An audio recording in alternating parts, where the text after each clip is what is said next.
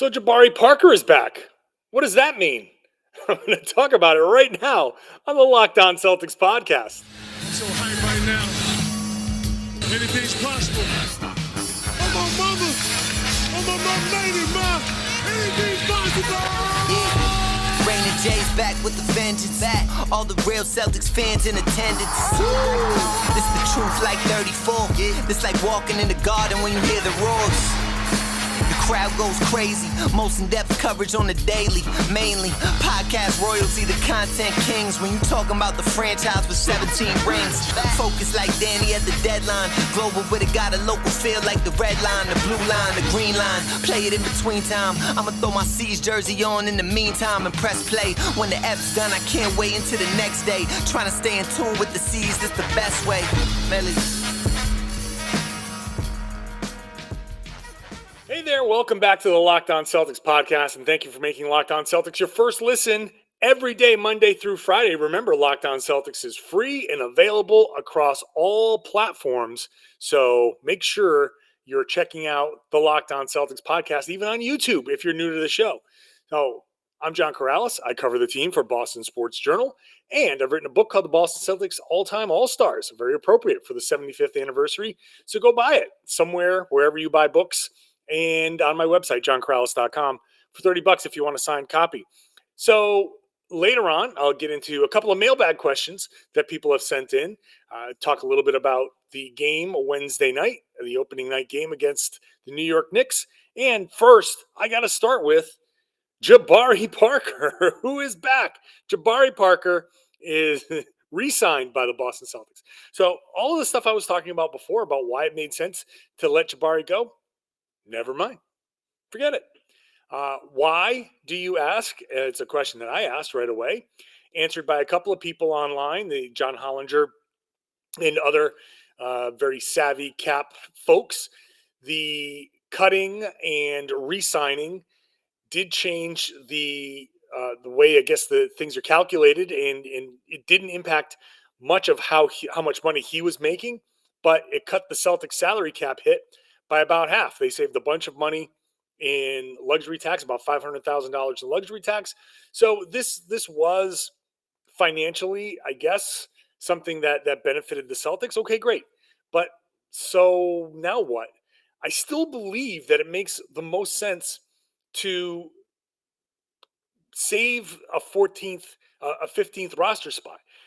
I think it makes the most sense to have later on, when 10-day season comes around, when the trade season comes around, to have that extra spot, that extra roster spot. So I start looking around and trying to figure out, okay, so what are the Celtics doing here? If it makes, and maybe they don't care, but I can't believe that they don't care.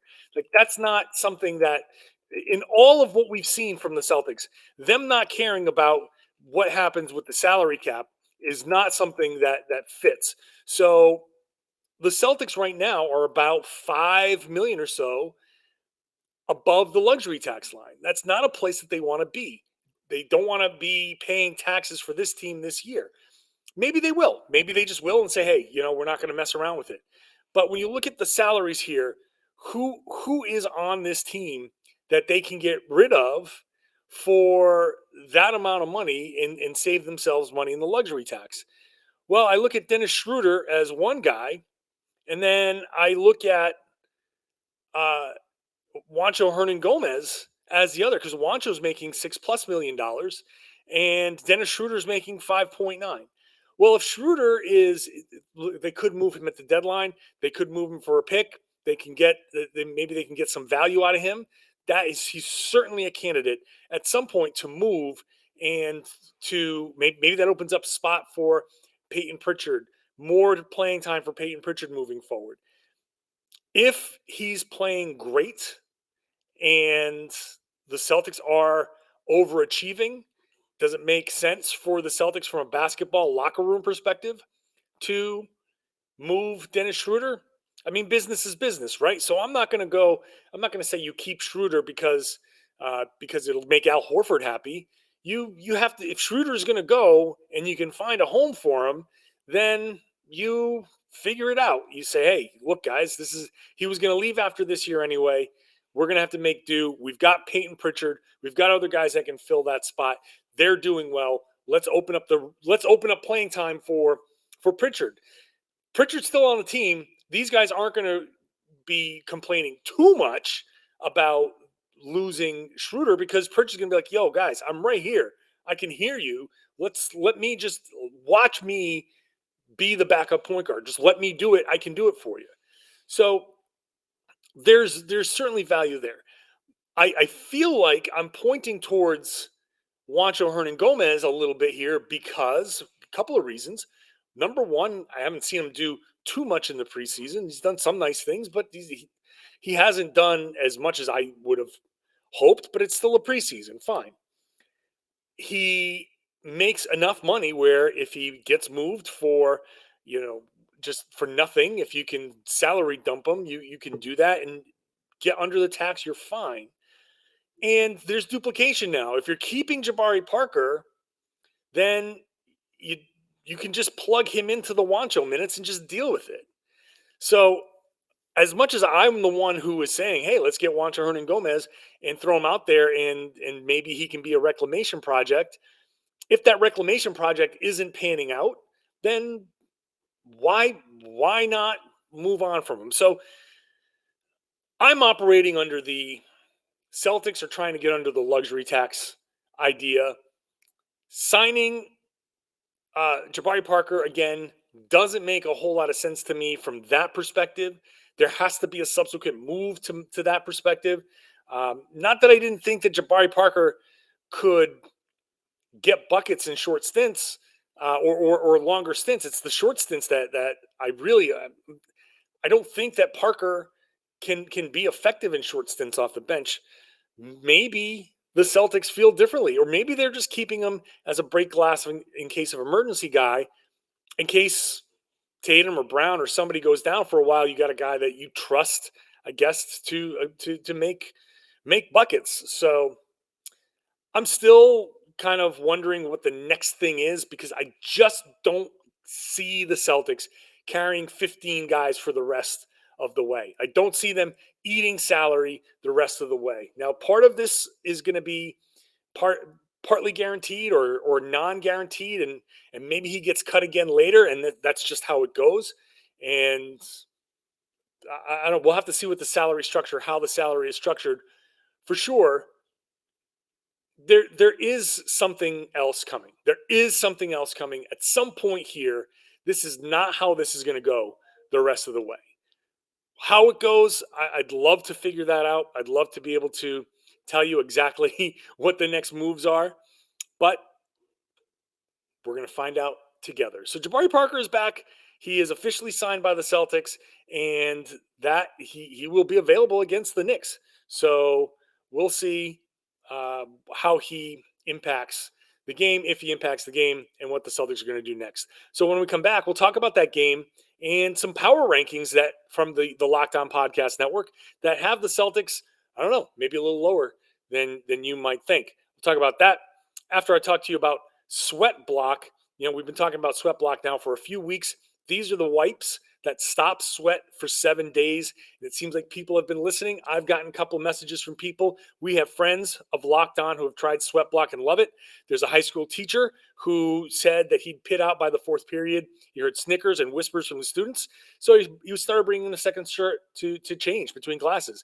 Then he learned about SweatBlock, tried it, and now he's hooked. No more Snickers, no more second shirt. There's a Hollywood producer who was working on the set of a Marvel movie. She was working 18-hour days. She tried SweatBlock. She loves it. No more sweaty production days. She even reports that one of the A-list actors uses it. That's pretty cool.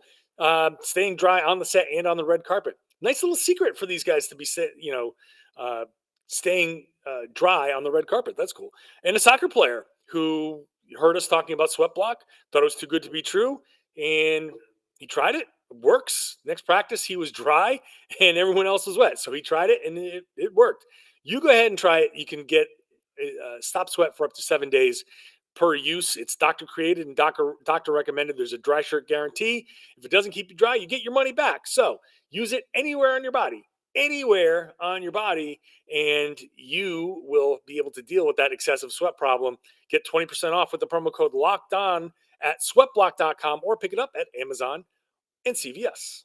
Thank you for making the Locked On Celtics podcast your first listen every day. The people have been mentioning it on Twitter that it's your first listen. Really appreciate you doing that. Why not make the second listen every day one of the other Boston Locked On podcasts? Red Sox, Patriots, Bruins, they're all great. Same idea, get you ready each day, Monday through Friday. And if you're a fan of another team, there's a Locked On for that team too. All right, Celtics and the Knicks on Wednesday night. I mean, really, one thing that what are we looking for here? First of all, no word on whether Jaylen Brown is actually coming back. He's questionable, which means I'm guessing that he has passed one COVID test. They're waiting for the other COVID test. So if he passes a second one, I assume that means he'll be ready. That's my guess. I can't say for sure, but if he's out, then he wouldn't have the possibility. You can't say probable because you don't know how that second test is going to come back. So my guess is he's passed one. We're waiting on another one, and then he can come back. Will he play? How much will he play? One of the things that I'm looking for here, Al Horford is out. Al Horford is not playing in the opener. We'll see if he makes it back in time for Friday's home opener. So if Jaylen is back, then who starts for Al? What do they decide to do there? And how much does Jaylen play? What kind of lineups is he in? Does he play 25 minutes? Does he play 30 minutes? I mean, he's been presumably for 10 days not really able to do much cardio-wise. Now, I say that if he's asymptomatic and he's sitting at home, there's nothing stopping him from getting on a treadmill, even though they say you're not supposed to. He may have just simply said, you know what, I'm going to. And if he did, then he did. And hard to say how players are going to treat this, but I feel like Jaylen is going to kind of push the boundaries. If he's not feeling symptoms, then who knows what kind of cardio what kind of shape he comes back in. If he's in decent shape, then maybe he gets to play 30 minutes. If he's not, it's still, look, I don't care what you do in the treadmill. I don't care what you do, how fast you go, for how long. It's not gonna duplicate NBA basketball. So continuity is still an issue for the Celtics. What are they going to do? What other defenses are they going to implement? We saw the heavy switching. Are the Celtics still going to go heavy switching with Robert Williams? If Robert Williams is the only big, is he going to switch out onto guards like he has been all preseason? Or are the Celtics going to go in there and implement a drop coverage, maybe some zone, maybe a little bit looser on when they switch or how they switch, changing the, what they might be thinking? And I think the preseason was kind of a heavy immersion kind of therapy. You go and you switch just to get your body ready to switch so damn much that by the time you come out of the preseason, okay, I get it. I get it. And now you can get to the other stuff a little bit more easily. So I want to see what they do with Rob. I want to see how Rob holds up. I want to see how many minutes they play Rob. That's another big important thing. He's played a lot of minutes in the preseason, minus the game that he sat out. What do they do with him? Do they use him for 20 minutes? Do they use him for 30? That's a big difference here. And it'll explain a lot, I think, about how they feel about his knee or just the workload that he can handle. So those couple of things are really going to be important. And from there, hey, who steps up is always something that you watch for. How does Tatum do? Where does Tatum get his shots from? How many times they're going to get him operating in the post? Curious about what the New York Knicks are going to do, how they're going to defend with Kemba and Evan Fournier out there. And we'll see what the Celtics do. Another big emphasis for the Celtics is transition defense, transition three-point defense.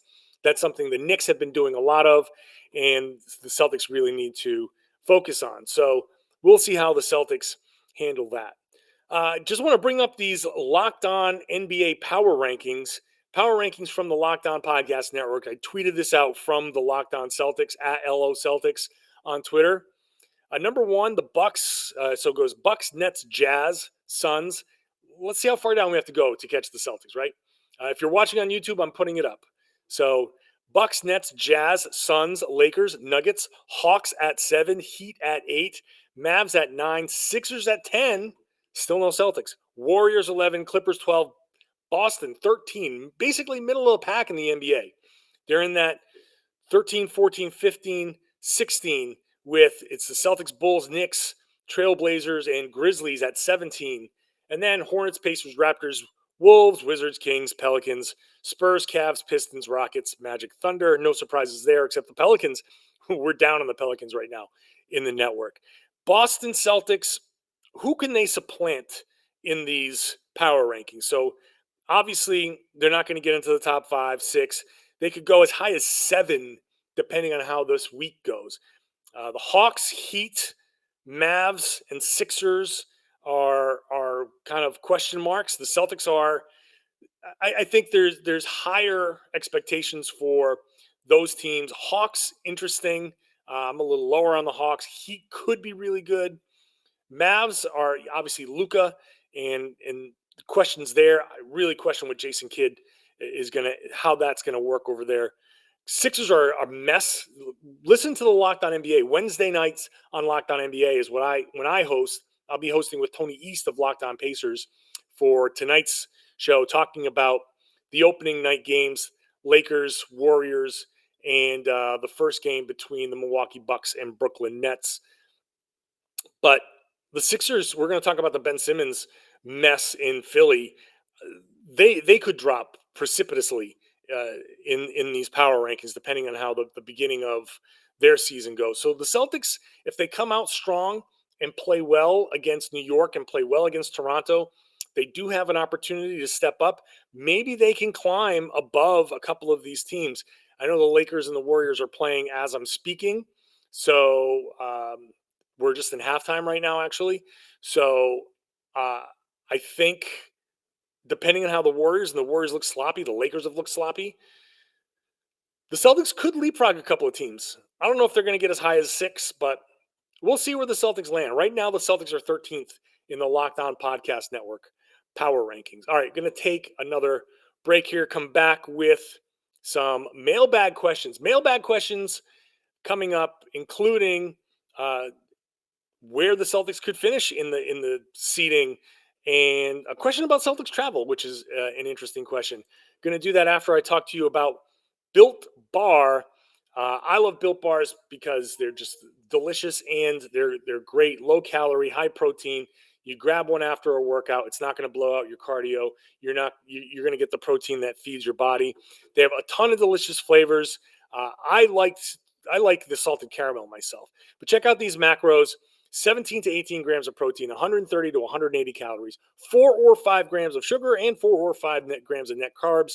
So get one today. Go to Built.com. They're always dropping new flavors. So special sale, closeout sales, all kinds of sales going on at Built.com. They're the official protein bar of the U.S. track and field team and NASCAR. Built.com, use the promo code LOCKED15. LOCKED15 gets you 15% off your order every single time. Use it more than once if you'd like. Every single time at Built.com. Promo code LOCKED15. BetOnline is back and better than ever. They've got a new web interface for the start of basketball season. More props, odds, and lines than ever before. BetOnline remains your number one spot for basketball and football action this season. Head on over to the new updated desktop or mobile site. Sign up today. Use the promo code LOCKEDON for a 50% welcome bonus on your first deposit. Basketball, football, baseball, NHL, boxing, your favorite Vegas casino games, it's all there. So don't wait to take advantage of all the amazing offers available during the 2021 season. BetOnline is the fastest and easiest way to bet on all your favorite sports. It's where the game starts. Please gamble responsibly. Thank you once again for making Locked On Celtics your first listen every day. Let's make your second listen Locked On Fantasy Basketball with Josh Lloyd, who is the GOAT of all fantasy basketball podcasters. I mean, this is a podcast you need to listen to if you're playing fantasy basketball on any app, anywhere. He's the guy that's going to help you win your league. So check out Locked On Fantasy Basketball for sure. It's a great podcast, and he's a workhorse. So yeah, do that. Couple of mailbag questions. People continue to send in mailbag questions through johnkaralis.com/mailbag. Go to my website. You'll see the mailbag link right at the top. Use it to submit your questions. I try to get to them when I can. Sometimes I can't get to them for a few days. They become outdated, so I can't get to those. I'm sorry for doing that. But since I can't do the regular mailbag questions, the regular mailbag shows all the time, I like to sprinkle these in from time to time. So Christian asks, John, you've predicted the Celtics might make it to around the 4th seed this year. However, if Tatum were to play at an MVP level, do you think they could make it in the top 3? Certainly. I think there's an opportunity there for somebody, Boston, Miami, Atlanta, Chicago. One of these teams is going to potentially climb into the top 3. So if Tatum were to play at an MVP level, that for sure elevates the Celtics into that conversation. And I think right now, as I mentioned before, Philly's the prime candidate to drop into that, maybe 4th or 5th or lower. If they can't figure out this Ben Simmons thing, if Daryl Morey really, really stands his ground and does not move Simmons and Simmons becomes more of a distraction, then they have the real chance to slip. So there's a possibility there. I talked about potentially, Milwaukee kind of casually getting into the season. There was nothing casual about the Milwaukee Bucks against Brooklyn in the opening night. Now maybe that's national TV and they got their rings and everybody was a little amped up, but if that's how they play, if that's how Giannis Antetokounmpo plays all season long, you're looking at a top seed there.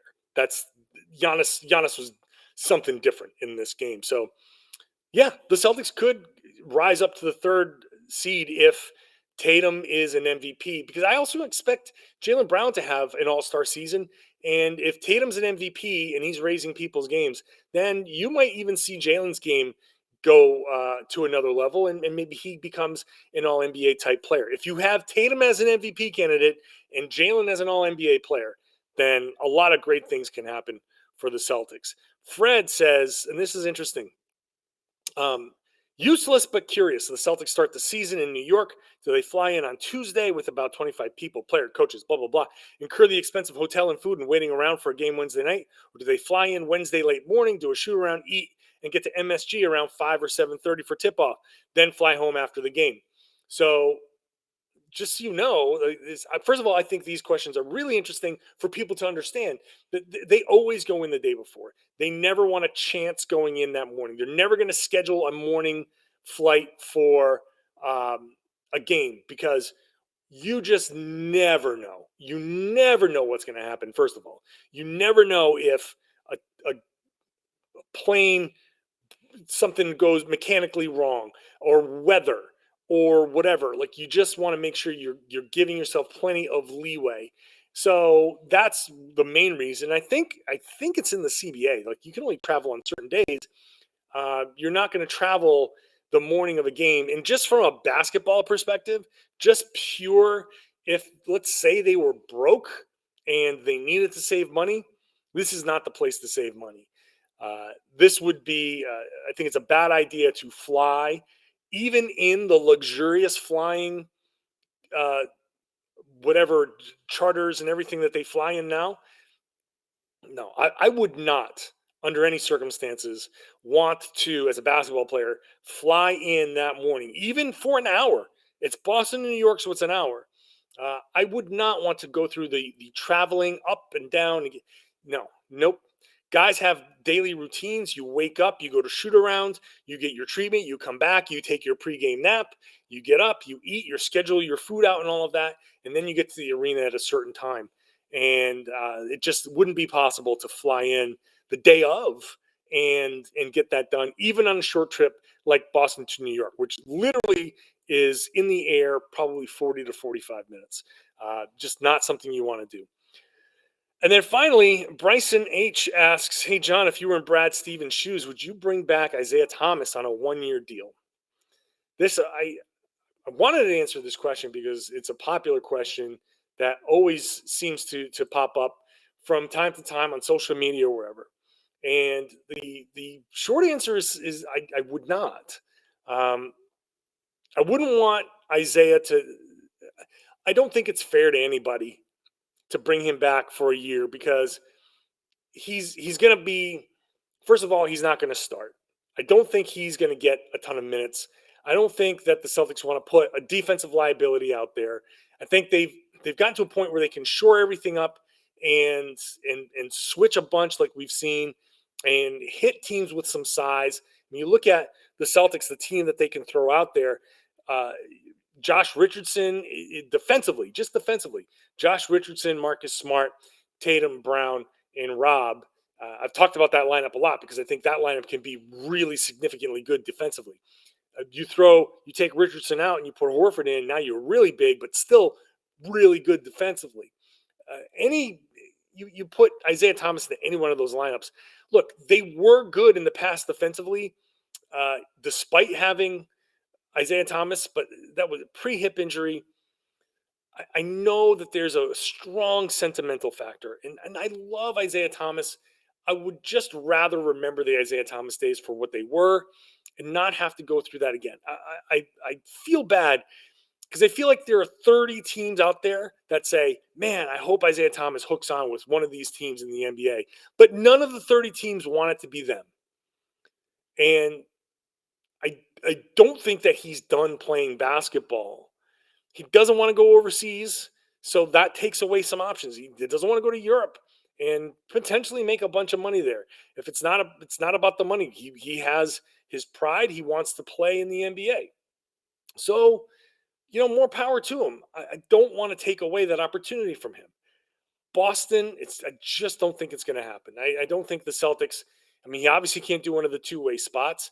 I don't think they want to have him at the end of the bench and just sitting there, because what you're going to have is, Isaiah Thomas chance throughout the course of a game, especially, hey, it's the second quarter. The Celtics are scoreless for 2 minutes.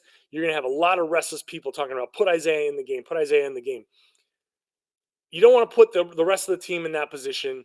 And you don't want to put Isaiah in the position to go out there. And if he's not good, then it sours people on everything.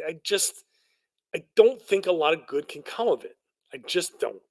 So I think it's best if you focus somewhere else when it comes to the Celtics potentially adding somebody. I just don't think it's going to be Isaiah Thomas. So that's the show. Wednesday night, Celtics and the Knicks. I will be here right after the game. Well, not right after the game, but because I do have to do my writing for Boston Sports Journal. So I do that, and then I do the podcast. And so the podcast will be there fresh and early for you in the morning. If you're listening on your way to work or when you shower, it'll be there when you wake up. That I can promise you. Of course, on YouTube, it'll drop as soon as it's published. So you subscribe to the YouTube channel. Make sure you get those notifications. As soon as I publish it, boom, you can see it. So do you work overnights? Are you in a different time zone? Are you in a different country? Then, hey, maybe you can watch it on YouTube. It'll be there for you. I publish both of them at basically the same time. So hopefully you enjoy the show. Hopefully you subscribe, and hopefully you share the podcast and tell your friends, family, everybody that they should be listening to and watching the Locked On Celtics podcast here on the Locked On Podcast Network.